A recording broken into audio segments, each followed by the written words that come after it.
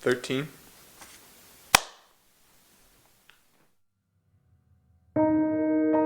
Chris Williams, C-H-R-I-S, W-I-L-L-I-A-M-S.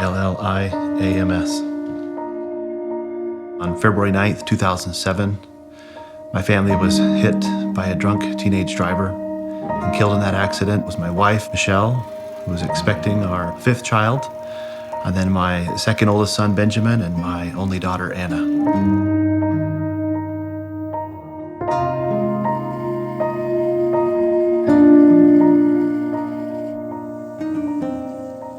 It was a Friday night like any other in our family. It was full of fun. We'd gone out to dinner as a family, and my oldest son was off with friends. I saw a pair of headlights coming at me at incredibly fast rate of speed, so as I tried to do some maneuvers to get out of the way, it was too late. We were hit broadside or T-boned. As I surveyed the scene and saw my wife, I saw her chest go down and her last breath leave her body, and I wanted to cry out for her to come back.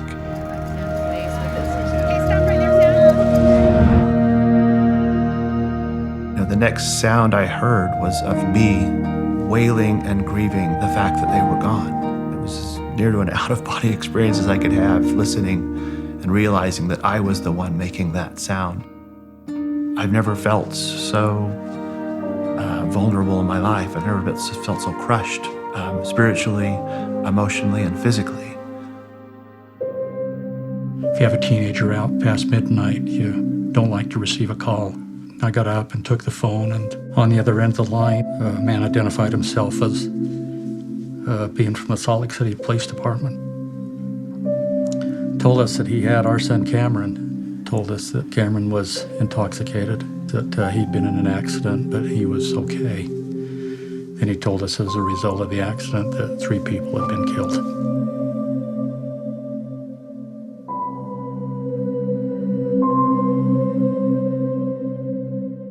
We found out that Sam was the child who had survived.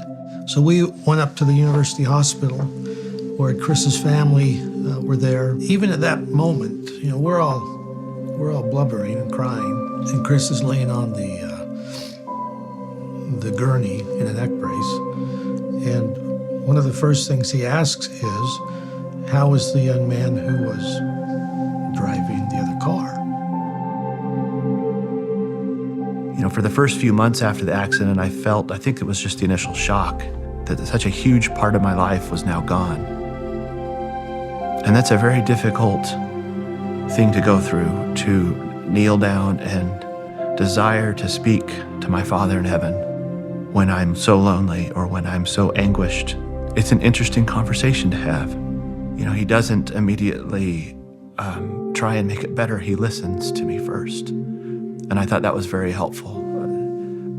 He allowed me to get that anger off my chest. But inevitably, he would always come back and teach me about his son, Jesus Christ. When I did feel anger, or there was just a deep sense of loneliness, I didn't direct that at the person that had caused this. It directed itself at the Savior. As I looked out the driver's window and saw the overturned car that had hit us and struck us, in my heart I didn't know, and in my mind I didn't understand or comprehend still how it had happened, or who had done it to us, or what the circumstances were. The only thing I remember feeling and sensing is that I needed to let this go. There's Jesus' way to resolve problems, to address situations, to handle sorrow. And then there's some other way. It's something that I think Chris clued into early in life. And so when the moment came for him in that car, sitting there, I believe he had made the decision long ago what he would do if he was ever in that situation. About a year ago, Chris and Cameron met for the first time and talked. The first time that I met him, I was in a room and he walked in and he had a big smile on his face. And I had no smile because I'm facing the man, that I had done this to. He came and he gave me a handshake. He was completely willing to talk about what had happened that night. how he felt about it. Chris was able to say things that Cameron needed to hear. And he didn't mince words. He let him know how he was feeling, what it meant. He wants me to let go of what had happened. He wants me to pick a date and forget what had happened, just move on from what had happened completely. There's no way to explain it. It's an overwhelming feeling of thankfulness, of gratefulness, of strength to see him and to see how he's acted in this situation. After we went to the funeral, one of our neighbors that was at the funeral came up to us and said, "Have you read the article about Chris?" And it was his article about forgiveness. My feeling was that I was just completely overcome with, it was like being washed out, the despair was being washed out from my soul. And knowing that somebody like that could so freely forgive, it was freeing to me to know that he could respond in that fashion. The thought and sentiment I expressed as I sat down with Cameron was simply this, that if through the forgiveness or through anything else he had seen or heard about me doing after the accident, that he should know it was merely the Savior working through me. I had merely put myself in a situation to be a vessel through which the Spirit, through which his example, through which his knowledge, his intelligence, his brilliance could shine. That's really all I had to do, was to not get in the way of that.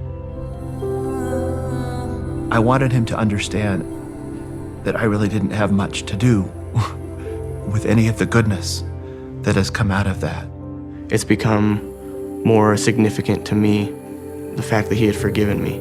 And I know that's because he knows and he has a testimony and a relationship with Jesus Christ.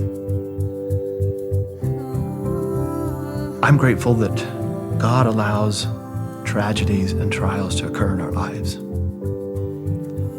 Not because they're easy or because they're desired, but because they help us love. And that too was a wonderful blessing because I saw my brother.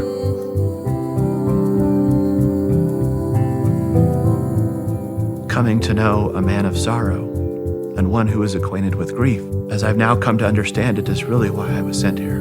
And it has been incredibly difficult to have to learn those lessons in the way that I've learned them. But I've always ended those episodes of grief with an assurance and a hope that one day, perhaps I will see him as he is.